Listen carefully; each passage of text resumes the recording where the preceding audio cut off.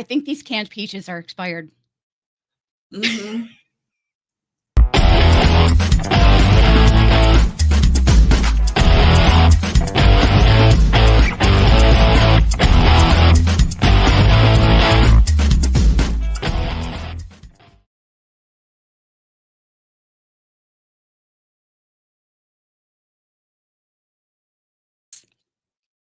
Sorry, I don't know what happened to us there. It cut me out for a second. It's so like the connection gets so buggy sometimes. Welcome back, everybody. If you're new here, welcome. We're starting to get to the interesting stuff. Mm-hmm. We're starting to get to the meaty stuff, which I'm really excited about. And this episode is called Rock and Faraway Tree. Or I'm sorry, Rock and Faraway.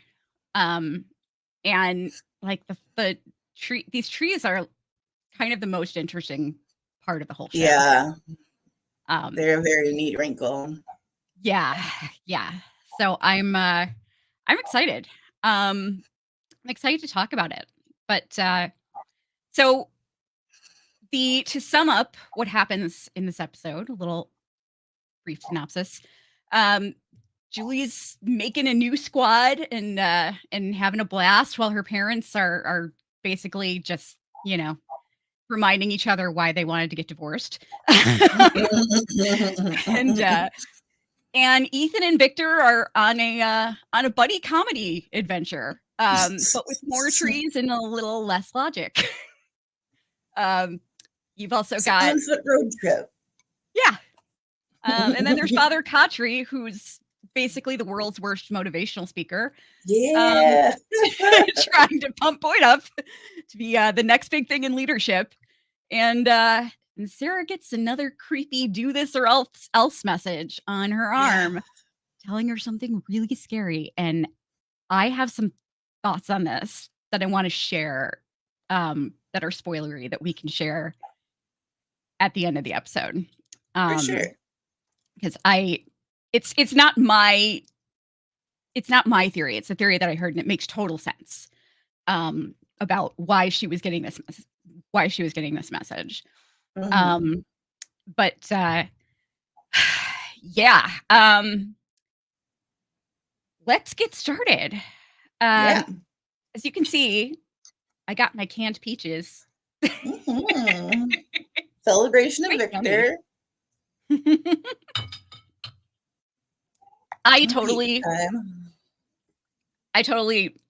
can relate. Not with the canned peaches, but peaches are like my favorite fruit. They're heaven. Yeah. I love peaches. So, I can relate to, Victor enjoying his canned peaches. And there's a never-ending supply, apparently, so that come from the woods. Yeah. Like, so maybe it seems like maybe they're in the south, so maybe they have access to peaches in a canning facility somewhere in the From dungeon. I don't know. Yeah. It's very strange. But let's jump in. Right. So basically we start off with a flashback. Victor is crawling out of the creepy root cellar that we've seen already. And he's basically greeted by something that looks like the after effects of a zombie rave. I mean, it's like just bodies everywhere in pieces. Mm-hmm. It's really freaky. And it seems like they got everybody except for Victor. Yeah, pretty much. Mm-hmm. We then go to the present, and Victor's doodling something in crayon, and while Julie's sleeping, and it's a picture of Julie. Which is very interesting. It either means something or there's a continuity error here. Because of something that Victor says later in the series about about pictures. Do you know what I'm Mhm. talking about? Yeah. So it might just be a continuity error. I don't know, but it seems very unusual that he's drawing Julie as she's sleeping. It Yeah. doesn't seem like something he would do. So it's kind of interesting.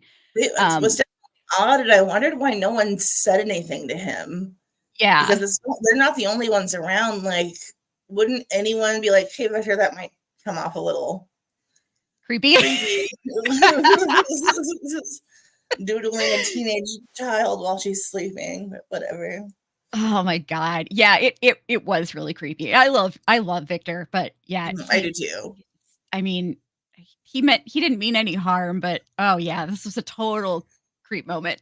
Mhm. So I don't blame Julie for looking a little terrified.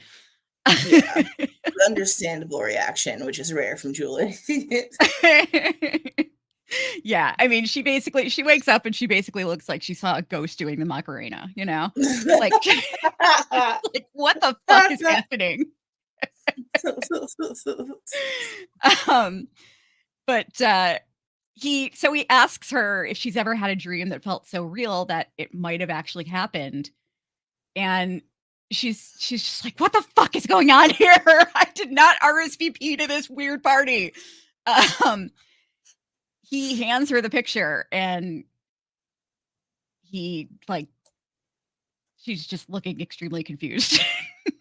I love her whole reaction to this. But, Mhm. Trudy then pops in and asks for her pillow back, and apparently Julie was sleeping on her pillow, and Trudy's pillow is named Meredith, and what cracked me up is that she said it so matter-of-factly that the things you love should always have names. Mhm. She said it so matter-of-factly, like, "What, you don't name the items in your house? Like, Pillows, yeah. doesn't everybody?" Your shoes and socks and Yeah, I've never named a pillow. me, no. I do name a lot of inanimate objects, Do you? but, I do, but not ever never a pillow. Yeah. Yeah. Um, we have a pretty ancient can opener that I feel like I should come up with a name for just because it's just been here forever. Or it's been around forever. I think it's older than us, I'm pretty sure. Um, Those are the best ones, they'll work forever. yeah, for sure.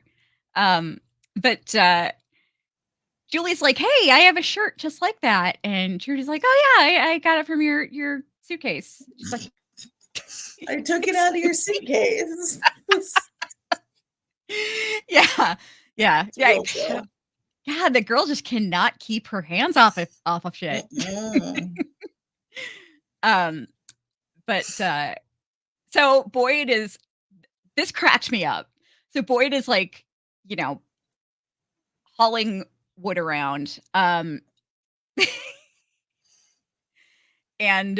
it's well, we'll get to the funny part later. But Boyd is hauling wood around and he um he stumbles upon Frank's body. Um, it's looking pretty rough. Yeah, what's left of it? Yeah, exactly. Not much. Um, we then see Sara at the diner, and she's walking in, and Shan's just crying, sitting there crying, and it's really sad. Um, but she Sara comes in, and she's like, "All right, it's time to switch into work mode." Um, Poor woman. I feel bad for her.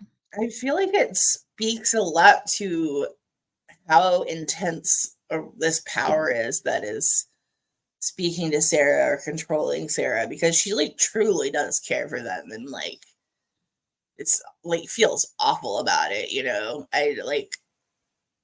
Yeah, I know we don't have more of that information at this point, but like it seems to be very against her nature to be doing all of these things and like that she's being forced. yeah, yeah. I agree. I agree. Um, so the one thing. Well, I'm not gonna. I don't want to get ahead of myself, but we can talk more about Sara later. But so where was I? Oh yeah, okay, sorry. So we go to the Matthews, and Jim walks in to the kitchen to find Tabitha, just being a little emo, and and she's basically just reminiscing, and she asks if they're being punished. And Jim's like, "What?" She's like, "I'm sipping tea from a dead lady's mug in an impossible house where a little girl was where a little girl was killed." Um, it's probably a little, it's probably a little traumatic. Um, but Ethan walks in and sees her crying, and she's like, "Oh no, I'm fine. I just have a headache."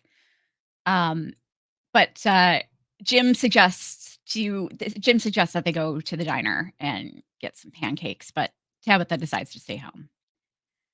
Um, I'm still wondering why she decided to stay home. Maybe she just needed some alone time.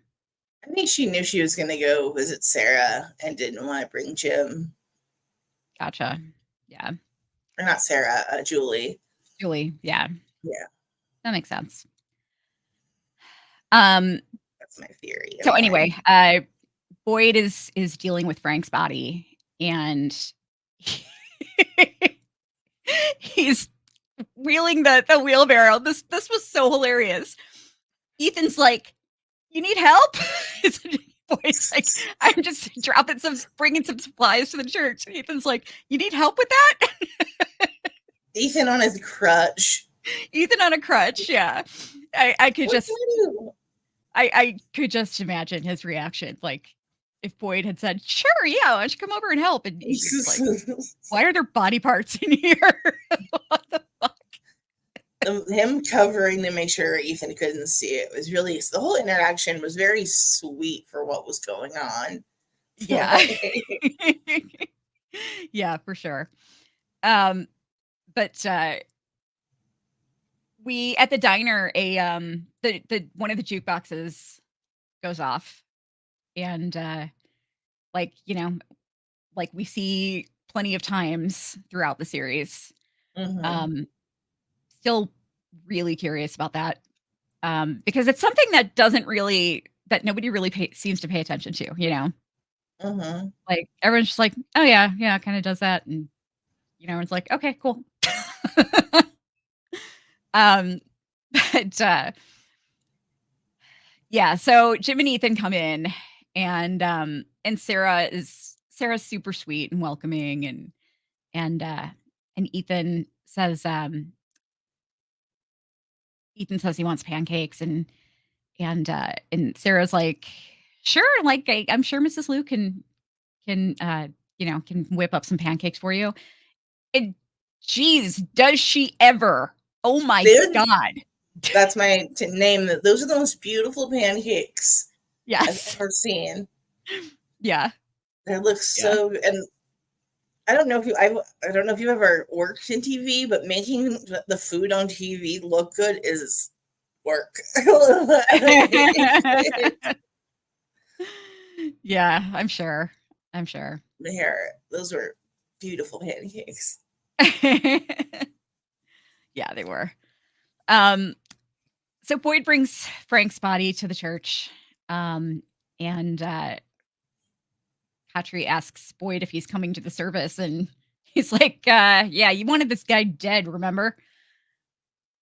And Khatri just kind of hits him back with a couple of uncomfortable comments, and Boyd basically just walks off to fix the box. Yeah, not very happy about how his day is going. Jade, yeah. Jade drags Kenny to the root cellar, and he's telling him about like hallucinations that he's having, and he's seen this mysterious symbol, and there was a guy under a boulder, and he's like, "I've done a fuck ton of drugs. I know what a hallucination is." He's like, this was really here. And he's all like, I'm not crazy, you're crazy. But yeah, and Kenny's basically just trying to mitigate his mania right now. And but Jade's just like fuck no, this is crazy. We need to deal with this shit. Which is like, okay, Jade drove me nuts in this episode. I love Jade, but even with like episode 3 when he was such a dick, and like Mrs. Liu had to hit him with a whisk. He drove me nuts in this episode, I think more than any of the other ones. Just because he was so arrogant. Like, these people have been here for, like, you don't even know how long these people have been here. Like, you haven't talked to them. How do you know that they weren't trying just as hard as you were to figure things out? Like, giving everybody this "don't you know who I am" energy. Yeah. Not appealing. Not attractive, Jade. Yeah. Yeah. I mean, eventually he's gonna eventually have to become more complacent, like everybody else. But he hasn't realized that yet. So he thinks he's the only person that ever came there who actually wants to get out and try to figure out how to do that. But so we go back to the diner, and Mrs. Liu brings out Ethan like this huge stack of super fluffy pancakes, and Ethan's eyes just look huge. And I love it. Like, she asked Jim if he wants something, and he's like, no, I think I could just have a little bit of his. It's like, yeah, my son is not going to eat all of this. 9 stack of pancakes that you brought him. Yeah. But Ethan is kind of like, Ethan, I think, is really kind of the most important character in this series almost. Well, Ethan and Victor. Because Victor has a lot of knowledge. But Ethan, it's like you have to pay attention to every single thing this kid says. Yeah. Because, like, I feel like he's feeding us the story, in a way. I agree. Yeah. So he's just a super fascinating kid. And he's talking about how he thinks they're on a quest and they probably have to save someone before they can go home, and that's what Norman had to do. And so he brings up Thomas. He brings up Thomas, who, by the way, I think we might actually see. Ooh. I have a theory we're going to see Thomas. Interesting. Yeah, and not in a flashback. Like in life, yeah. Yeah. Kicking around. Interesting. Yeah. I mean, they bring him up so much. And it's the fact that they lost a baby in such a horrible way. Is it really that important to the story? I mean, I don't think it's that important, They bring him up way too much. But you talk about him a lot. Yeah. And he says that, he likes to think that that's where Thomas is. He's off on a quest. And this basically just breaks Jim. And he goes into the bathroom and just starts sobbing.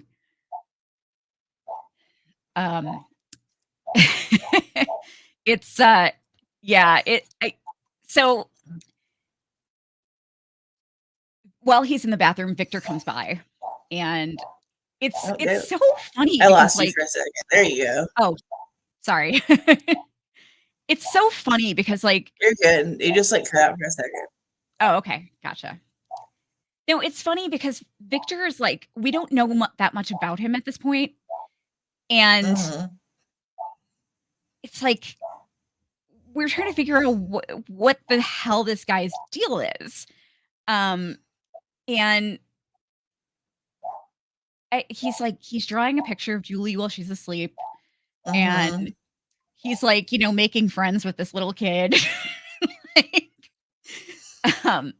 but he shows him a picture of the boy in white and asks if that's him, and Ethan says, "Yeah, that's him." But but first, I love this. This is so funny. He's like, "Who drew this?" And Victor's like, "I did." And Ethan's like, "But it's in crayon. It's in crayon. You're a grown up." Victor's like, moving on. Yeah. Oh my god. So yeah, he said that they the trees have moved. The trees have started moving, and so Victor seems kind of activated at this point. Like, he's found a buddy to share things with who's actually interested in this stuff. But then Jim kind of ruins everything. Jim's out. Okay. Just a bit. You either have to pick the douchebag hairstyle or the douchebag behavior. Like, don't do both. He was just having such a nice moment. I know. Just pick your battles, man. Like, it was the hairstyle that caused him to lash out. That's what I'm deciding. But stores all his rage. His little man bun. Oh god. But yeah, he was just a total dick to Victor. I mean, just basically roughs him up and throws him out of the diner. I don't understand why no one at the diner tried to help or intervene at all, because even if they don't know Victor well, they know him, they know he's harmless. Yeah. I don't understand why no one was like, "Hey, bud." Because they didn't want to pay him to have lines. That is the correct answer. Yes. But so Victor gets tossed out, and Ethan is super pissed off about it. Which, I don't blame him. I mean, he's kind of got a friend here now. He's got a buddy, and Jim just basically was a total dick to him. And so then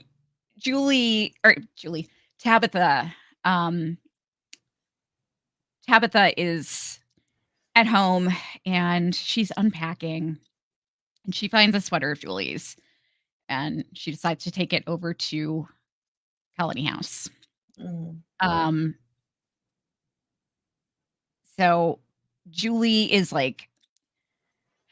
kind of mopey, and Fatima's like, "Hey, come here. I got something for you to do." And so she explained, if you're on laundry duty, all of the stuff is up for grabs and you can keep it out of Trudy's hands. They have a Trudy system in place. Yes, get exactly. Things back from her. And and she's always, there's this Armani top that Trudy's always trying to steal, but since they're on laundry duty, it's up for grabs. So Julie puts it on. Excuse me. And just as they're admiring how Julie looks in how Julie looks so much better than Trudy in the Armani top, Tabitha comes up the way with Julie's sweater. And, they have a nice moment, everything's fine. And then I didn't understand this at all. I know, she's supposed to be a moody teenager and all, but it's first of all, she said Julie's exact words were, "I made a mistake." I think I made a mistake about Colony House. Um, and Definitely. yeah, and Tabitha basically tells her, "Well, just tell Donna you made a mistake," and this just sets her off, and she's like, "Stupid Julie! I have to always admit that I'm wrong." Um, and Tabitha's like, "You should be with your family," and she's like, "You're gonna talk to me about family?"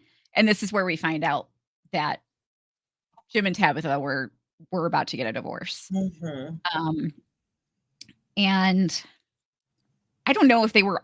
I don't think they made it clear if they may have already been divorced. I don't know.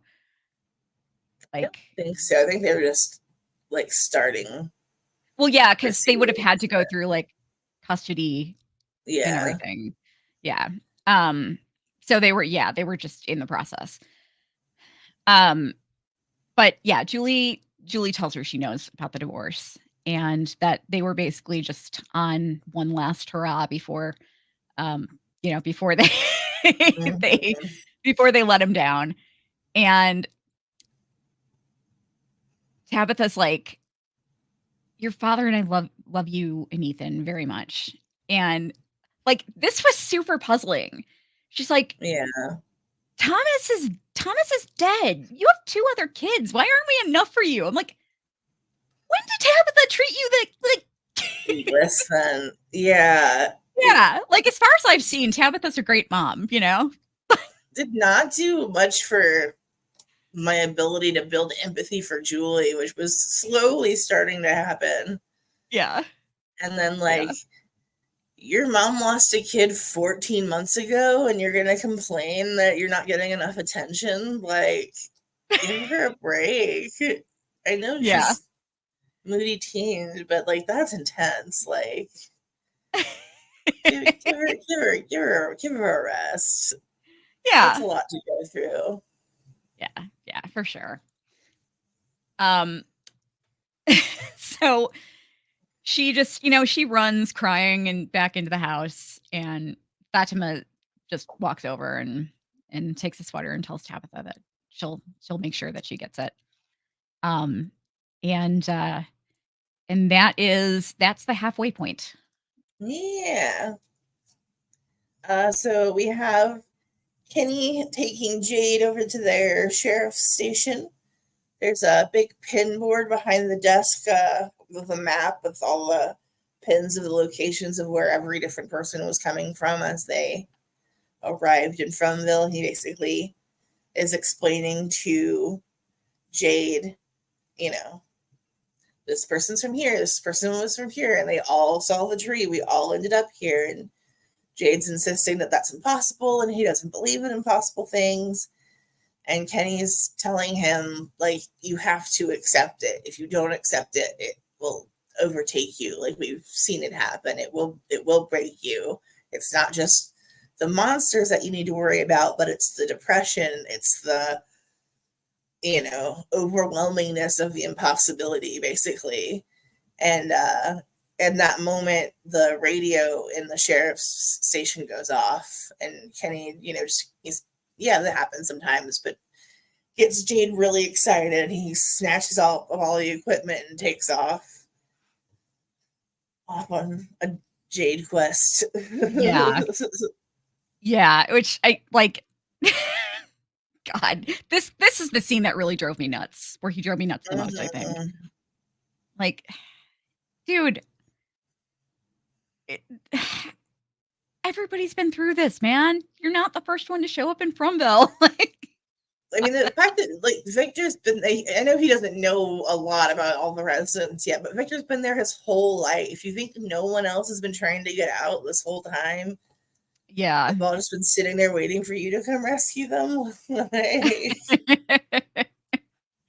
Yeah, for sure. We move back to the Matthews residence.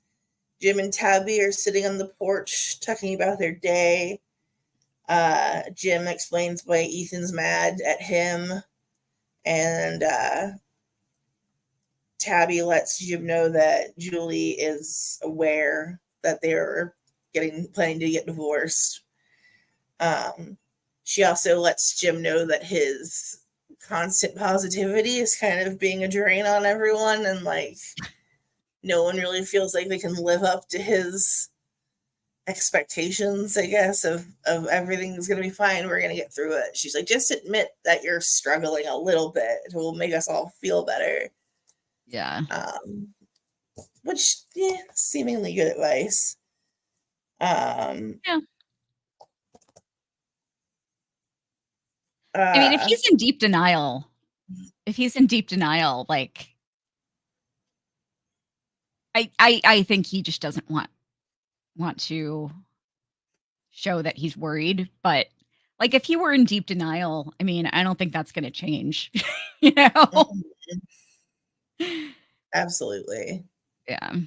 It just seems to be how he approaches all the situations. It's going to be fine. Yeah. We'll get through it. Yeah. Which can be exactly. irritating. Yeah. There's a lot of him being like that in season 2. Yeah.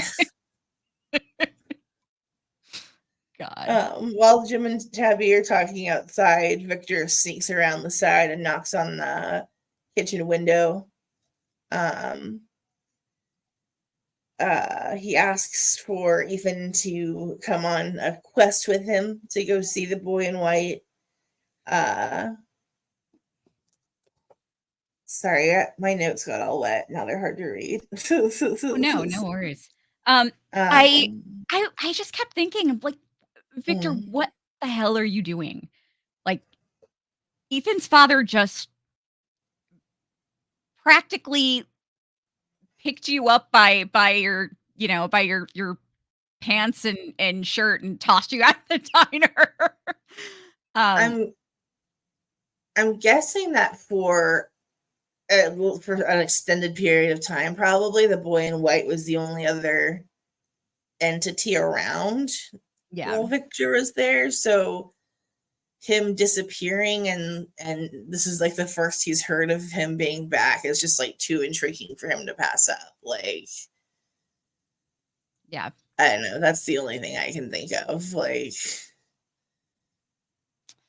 yeah.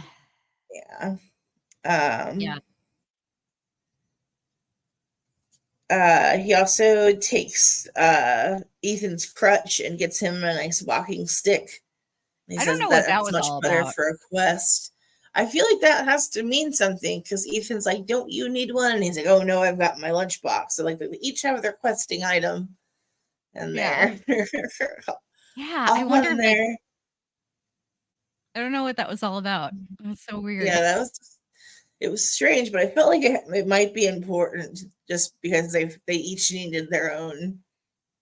Why one stick is better than another stick, but I don't know. Yeah. Yeah, exactly. Back at the box, Khatri and Boyd are arguing again. Basically, Khatri's telling Boyd to snap out of it, to like get over none of this was his fault, none of this was his decision. He did what he had to do as a leader, and he just needs to shut up and lead. He Boyd also is having none of it. Yeah, he's in a bad mood, Boyd, today. Yeah. Khatri also explains that until Boyd got there, they were burying people every day. Like, but Boyd arriving there saved the town, and that's what would eventually get everyone home. Mm-hmm. Which I thought was a nice little tidbit to include. Oh my goodness, the dog is going nuts today. I can barely hear know it. what's happening.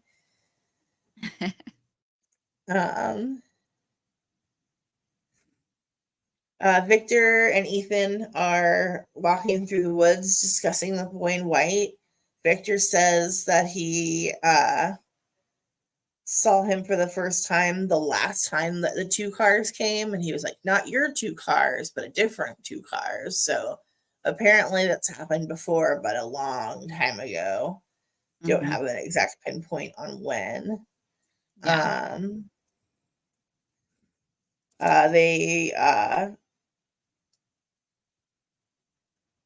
They spot him through the trees and they start to follow him.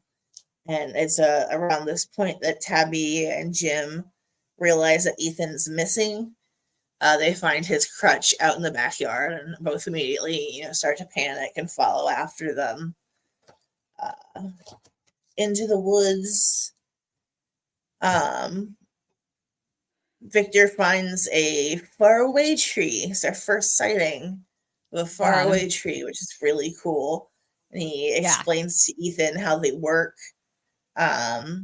He uses like a rock and draws a little face on it with a crayon, throws it through the tree, and it comes out in a different place. And he explains that no one really knows how they work or what the mechanics are, and sometimes the same one will take you to a different place or to people. You can get stuck. He said stuck inside a mountain.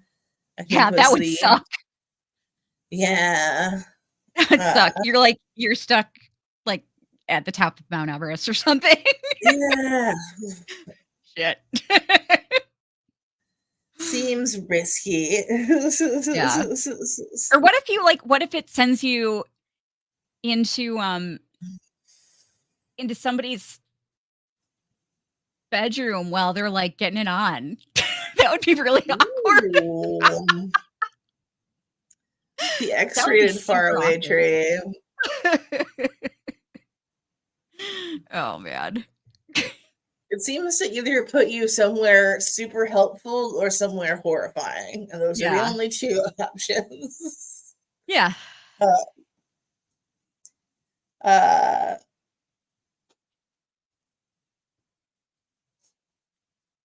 They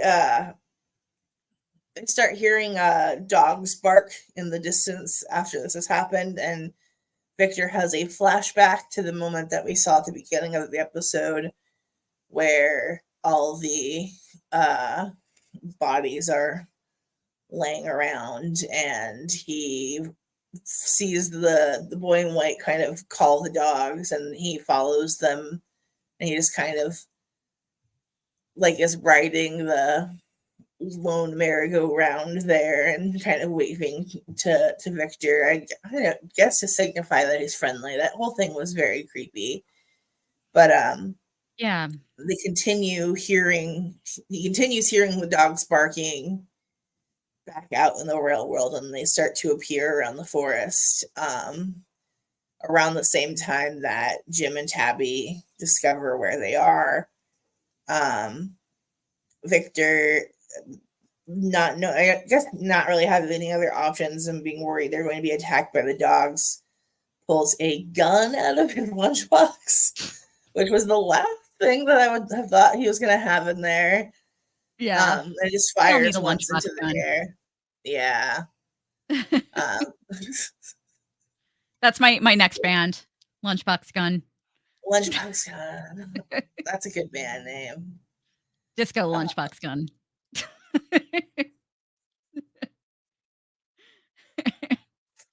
I love that. Yeah.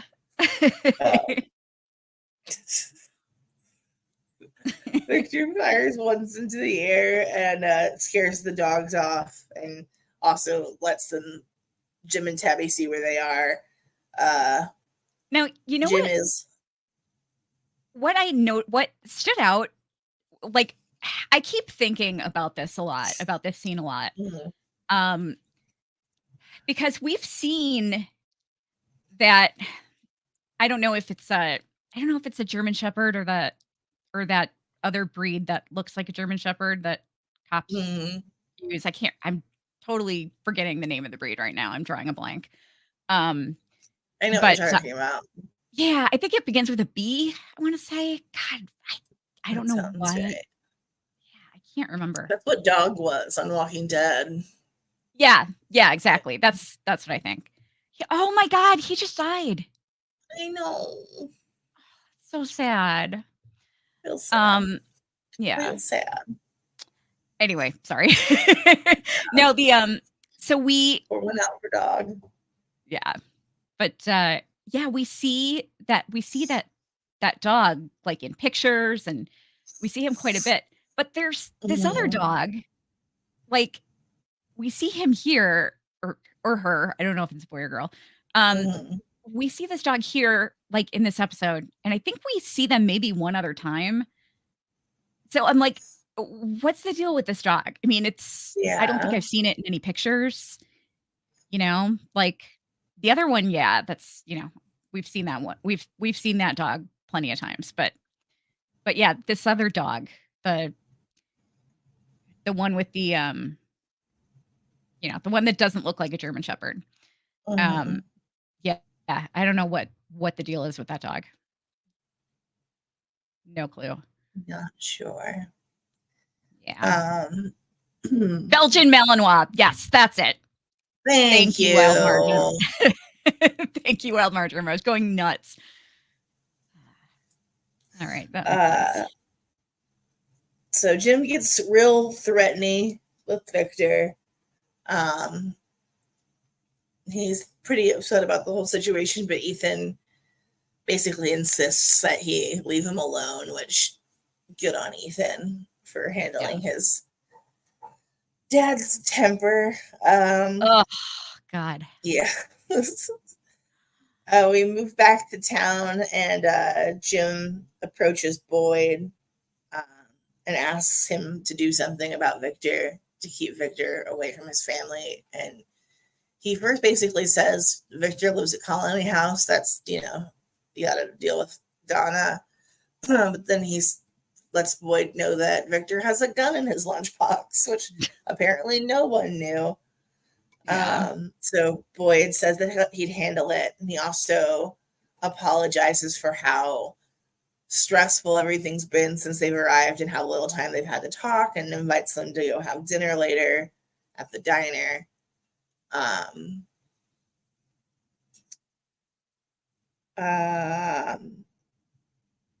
Sorry, this is like completely illegible at this point on. The next scene is Boyd getting ready for dinner.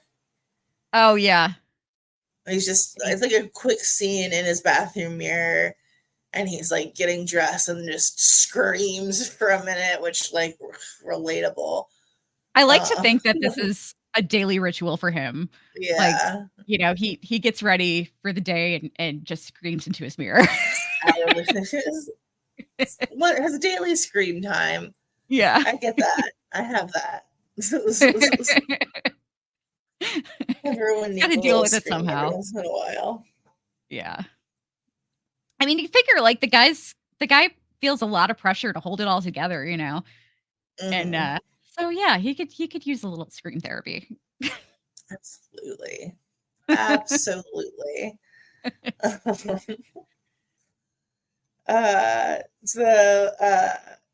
We see the Matthews minus Julie with Boyd at the diner having dinner.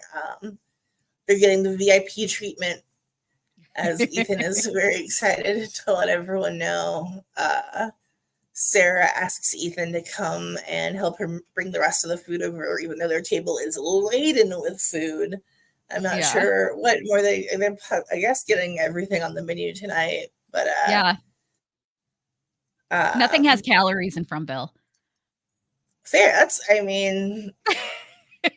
fair. You should get one break.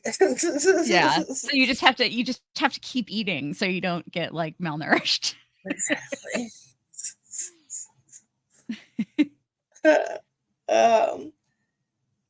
Ethan goes to help Sara and brings plates back to the table. But once he walks away from Sara, we see that she's in a lot of pain, and we see the words. Is it just kill the boy? Kill the boy. Carved into her skin, into her forearm. And she's not like happy about that. She seems to generally find Ethan very sweet, and I don't know. We don't know what's happening to her yet, but scary. And then the final scene, everyone at Colony House is kind of worriedly looking out the windows, and there's like a bit of a hubbub going on, and Donna runs outside to see Victor digging. At this point, it looks like maybe 8 graves or so, and she asks him what he's doing, and he says that he's trying to get a head start this time. And that is where we leave off with Victor what's so funny is like starting mass graves.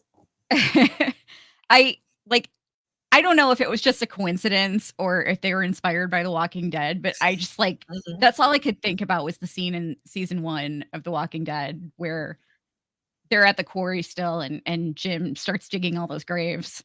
And everyone's like, what the hell are you doing? You're freaking people out. And he's like, I don't know. I had a dream. I can't remember it.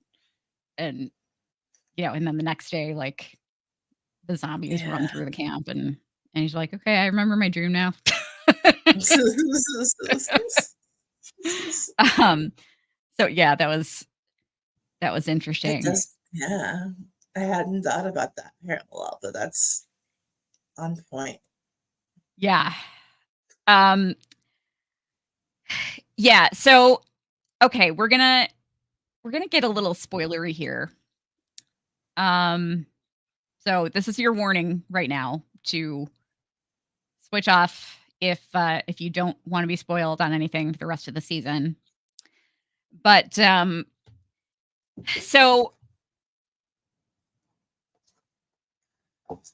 Sara, Sara gets that kill the boy message written on her arm. And I need to start making notes where I get all these theories from, because I've started watching too many YouTubers now. And like they're all blending together. So I need to start so I can't remember. I need to start jotting down the notes so you guys can follow them. But there was one guy who said that he thinks that the reason okay, do you remember when, like, in season, I think it's in this season, where Boyd and Sara are in the woods, and Boyd is like asking her what these voices told her would happen if she didn't kill Ethan, and she said they said that they would kill Nathan, her brother, which happened. Nathan died, and so this YouTuber said that what he thinks Nathan getting killed and then the massacre at Colony House are related, because obviously, like, you see kill the boy and you obviously think Ethan, but so next week we see Kevin and his love affair with creature Jasmine. And I thought it was really strange how, like, when he let her in and she was like, she said, my handsome boy, which was, it sounds like something a mom would say to a son. It just seemed weird, I agree. So what he thinks is that by boy, kill the boy, he thinks that the message meant that she needs to kill Kevin. And Kevin's the one that basically got a bunch of people killed at Colony House. Yeah, basically. Yeah. So that would make sense. I just thought that was interesting. And it, it explains why she said what she said, because it seems like such a weird, it's a very mother to son comment, not Yeah. like a, seems very odd, but that would explain it. So yeah, she tried to kill the wrong boy. She didn't kill Kevin, and that's why her brother died, and that's why Colony House got run over. Interesting. So the voices were actually trying to help her. Hmm. Like Kevin needs to die so that everybody doesn't get killed. I wonder then why they had her kill Toby and Kenny's Yeah. dad. What I'm really curious about is why do they want their tongues gone? I don't know. And why did they have her do it instead of just leaving the door open? Because the monsters were going to get in anyway. They could have taken care of him. Yeah. Yeah. I don't A lot of really questions. Yeah, for sure. Yeah, I think that I kind of feel like the voices that Sara is hearing are, for the most part, I feel like they're mostly helpful voices. Like they're actually trying to help. But I don't know who they're coming from. Are they Fromville residents in a different timeline? Like, because she said that she made several comments about how they're trapped. They're and they want their help, like. So I feel like these voices she's hearing could be Fromville residents from in a different timeline. That makes a lot of sense. Yeah. Another spoilery thing. So, you know how I said that there was something very strange about Victor drawing Julie, because he makes a comment later in a later episode to Ethan. Ethan draws a picture of himself and tries to give it to Victor, and Victor gives it back. He doesn't want it. And he said that pictures are for things that are gone. So he thinks that, and when Tabitha went through the tree that put her in the hospital, Victor opened his lunchbox, and before he gave it to her and told her he put some snacks in there, and there was the picture of Julie was there on top. And so I was watching this YouTuber, and he thinks that Tabitha is going to somehow be able to use that picture to communicate with Julie. That's interesting. Yeah. Good theory. Yeah, for sure. So yeah, I thought that was interesting. But let's do, you know what? Okay, so for the Antler Queens, we always had our MVP award was always the Sassy Magazine Award, and the LVP was the Zubaz Award. And so I think we should do that with our From coverage. So I would like to suggest, I think we should do the box and Mrs. Lou's pancakes. Perfect. So perfection. Yeah. So who are you taking out for pancakes this week? I think pancakes is going to be probably Victor, just because I feel, even though he's not going about it the best way, I think mostly due to a lack of social skills and, understanding. But he's trying to figure out what's going on. He's trying to help. I think he knows that there's something with the Matthews family that's going to help change things. So I think he's really doing his best. So Victor's gonna be my pancakes. And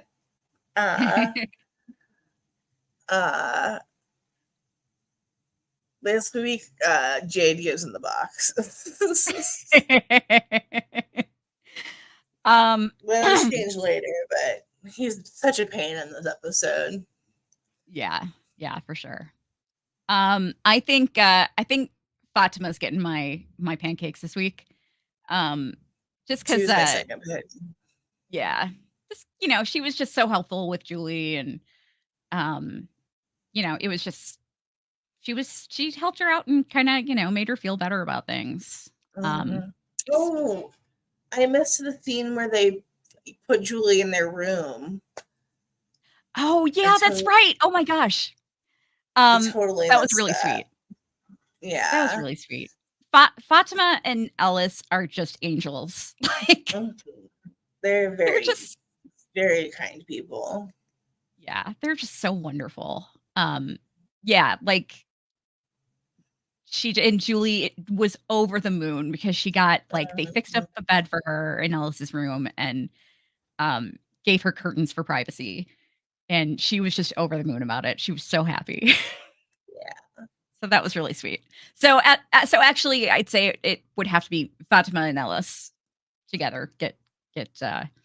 I'm taking them out for pancakes. And as for who's going in the box, I'm putting Jim in the box.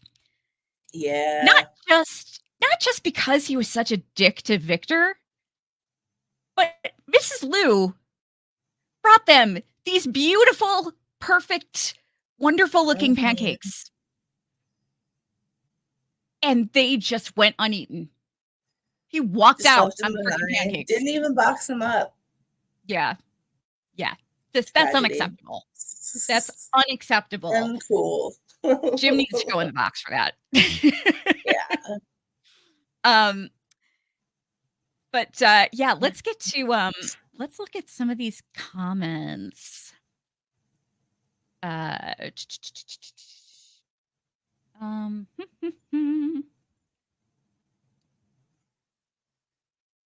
on a second.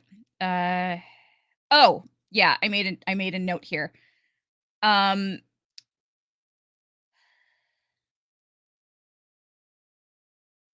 Okay, so Father Khatri mentioned that there were 6 deaths in the last 3 days. So this is within a 3-day time period. That, since the Matthews got there, since the Matthews family got there. What I think is interesting is there were 6 deaths in the last 3 days, and there were 6 people that had just come into FROMville. So I feel like there could possibly be a switch out kind of situation. Yeah. When you mentioned before that it seemed like Megan was the only kid, and now that Megan's gone, Ethan's the only kid and he just arrived. It kind of makes sense. Yeah. I kind of feel like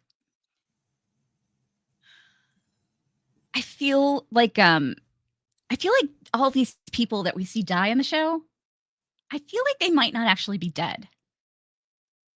Like they're dead in this timeline. But they're not. And they're currently still alive in another timeline, and we might see some timeline hopping. Yeah. So I really think that we might see Abby, for instance. Abby and Thomas. I love that. That's a great idea. Yeah. And it's what's going to be interesting is with Tabitha in hospital, they're gonna be asking her about her family. Or maybe she doesn't have a family. In this I think Yeah. she's still in a version of FROMville. Because Yeah, I do too. I don't think she's out. yeah. I say that because that like everything in that hospital room had that same color scheme. Mm-hmm. So I think she's still in FROMville, just another version of it. And she's probably only going to be able to like switch between, FROMvilles. But yeah, let's look at a couple of these comments. Ethan says he thinks they are on a quest and they have to save someone in order to pass it or possibly go home. This might be important later on. Norman in Lake of Tears. Thomas. Yeah, I think so too. I think Norman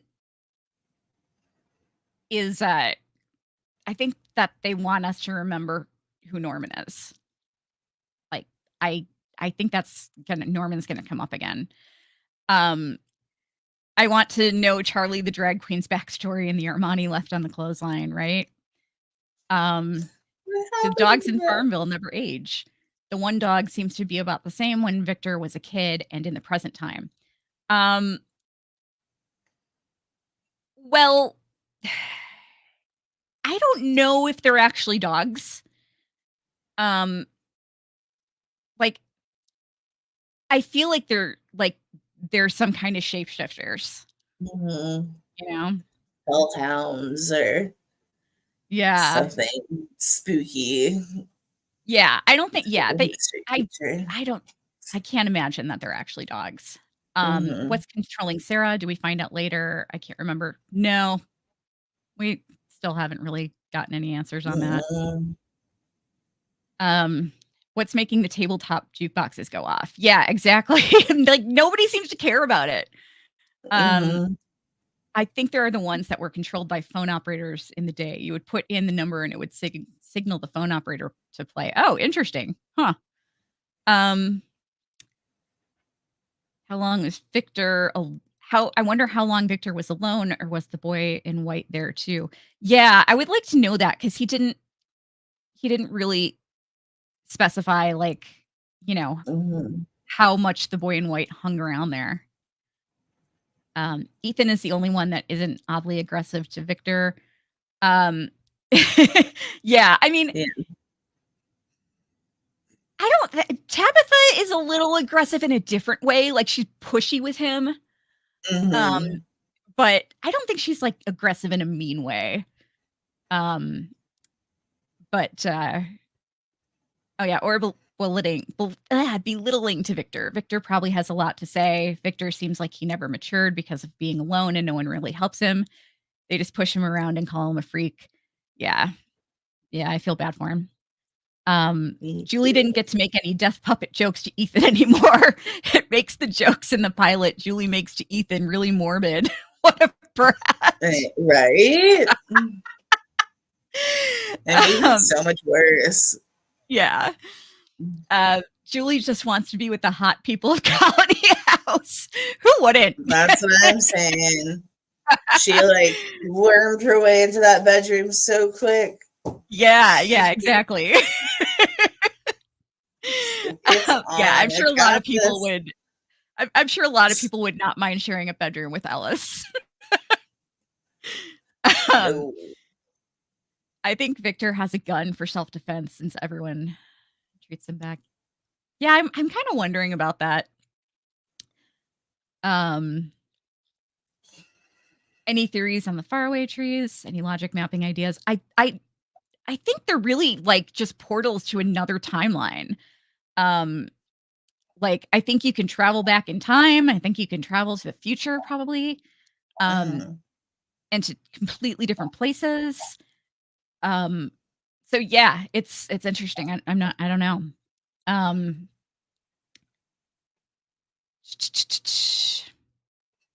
You need pancake fuel for all that hard labor at Colony House. Seriously. Those people in Colony House Man, they do a lot of work in this show. Mhm. They're always working. Wild Marjoram says Ethan is her MVP, and Julie is the LVP for being a brat and for making Fair. puppet theft jokes when Thomas died. Low blow. Sleeping by the creepy death mural, though. Oh yeah, I definitely clocked that.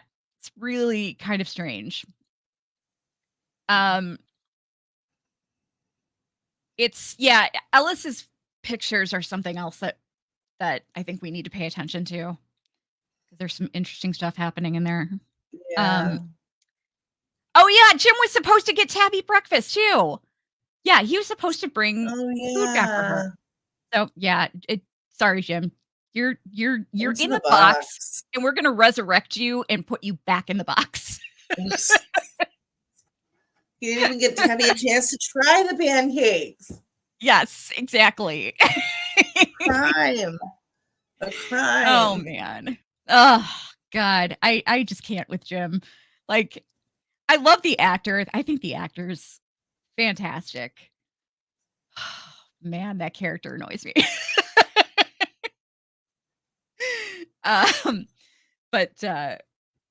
But yeah, I mean, he has his good moments every once in a while. But yeah, I don't know. One thing that I meant to bring up a couple weeks ago that I forgot to. In the pilot, and I haven't seen anybody else talk about this. In the pilot episode, when they're in the RV and they're still driving, we see an overhead shot of some train tracks. And the train tracks, you can clearly see that they disappear into the forest, which I thought was interesting. Did you see that? No. Yeah, it's like the tracks just, they literally disappear into like a bunch of bushes and wild growth. Interesting. Yeah, it's very interesting. So I'm thinking that those tracks must be part of FROMville. I'm wondering maybe if you go over the tracks, that's when you're actually in FROMville. I don't know. But I kind of wonder what would happen if somebody walked down the tracks. Yeah. If they are part of FROMville, because I find that really interesting. But they look very old and unused. Like, I mean, they look they look like they're barely holding together. They're really beat up looking. Wild Marjoram says they were supposed to get divorced too, Tabby and Jim, and now they get to live with each other. Yeah. Well, yeah, it seems like they really fixed their relationship though. Yeah. I mean, they're in a happy place now. So that's cool. Nothing like a horrible trauma to Yeah. Yeah, exactly. Put your priorities in order. Right. Wild Marjoram says that train tracks and the phone lines also disappear, and she thinks a sign does as well. Interesting. I'll have to take another look at that. But yeah, I definitely noticed the train tracks disappearing into the forest. That's super. Or move the tree. Yeah. That's another thing. Like, I think that the reason why I think that the trees are moving, Jade mentions like the butterfly effect. I think the trees are basically moving because all this stuff is happening in these other timelines and in different versions of FROMville. And it's like the trees need to somehow move to, I don't know, for everything to make sense. I don't know what I'm saying. But yeah. I thought there was enough people on the bus to move it in season 2. Yeah, I don't know. I don't know.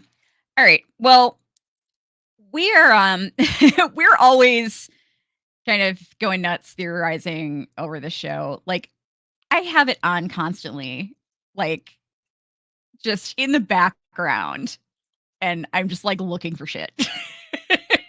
I'm just the obsession is out of control. So let us know in the comments what you guys think of, what you guys think as far as, like, your anything that happened in this episode that plays into any theories that you might have.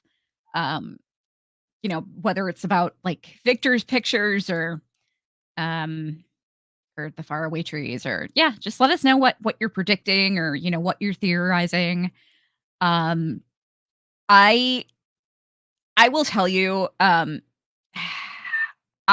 have a bad feeling that we're going to lose we're gonna lose Kenny's mom next season. No. Because he's like No. Fromville keeps shitting on him like crazy. Uh-huh. And it seems to make sense to me that they would just take the last person that he cared about from him, Uh-huh. It's like his relationship with Boyd is kind of shaky um Whole Christy and situation yeah. didn't work out great. Yeah, definitely. He's sad about that. And yeah, and his dad is dead, so like all he's got is his mom. So I feel like she might be going next season, unfortunately, which would be terrible. I hope not. Yeah, I know. But all right. Everyone to live with Tilly. Yeah. I still feel like Tabitha might be dead in this timeline. Like they might find her. Okay, do you remember in a later episode, Victor tells Tabitha that he found his mother by the tree. She didn't make it in. Uh-huh. I wonder if they might find next season, if they might find Tabitha's body near the tree. In the same way. Yeah. So like maybe Victor's mother actually did get through the tree and it's in a different timeline. Yeah, but she had to die in that timeline in order to do it. Interesting. That would make Abby right. Yeah. Yeah, for sure. I think she may have been right, unfortunately. I don't know. We'll see what happens. Yeah. But all right. Well, that's it for our FROMily Friday, week 4. Come join us next week. Episode 5, season 1, episode 5. We'll be halfway through at that point. Halfway through season 1. Yikes. Yeah. Oh my gosh. Yeah. All right. So we will thanks so much for joining us. We will hopefully see you guys next week. If you're listening to this, check us out on YouTube at youtube.com/@cyborgqueenmedia. If you are watching this, and you want to look for the audio version, you can find it on any of the typical podcasting platforms. So that's it. We are out, and we will talk to you guys soon. Bye. Bye, everybody.